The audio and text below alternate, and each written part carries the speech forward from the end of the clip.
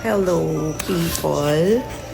So here it is, one of my cravings this summer. I bought them for 40 pesos per kilo. Grabe, sarap. Ay, sorry.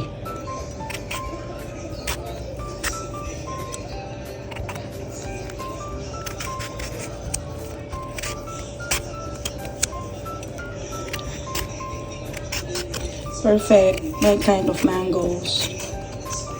Tapos, may bagoong or alamang na super sarap. Hindi ko po ginawa ang alamang. May nagbigay lang po sa akin.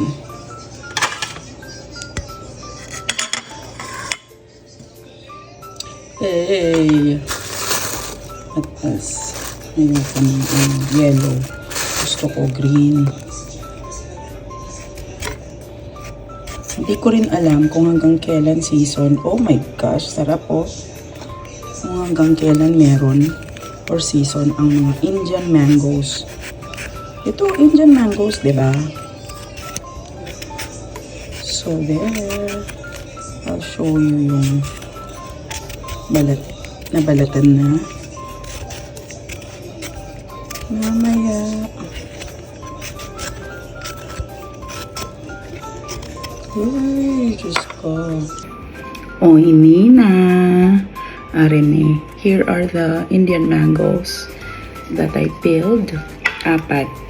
So, tapos, ito yung I forgot who gave this to me. Nail's Home Blend Bagoong. It says here spicy, pero carry naman. Hindi naman siya ganun kaanghang. So, tatry natin. Sarap-sarap. So crispy. Alam mo yung crunch na sobrang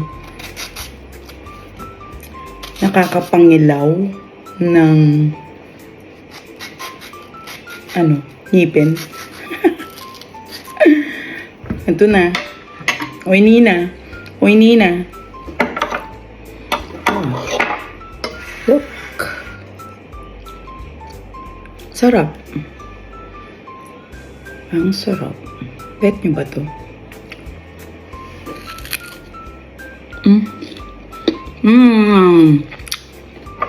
Abe. Salt.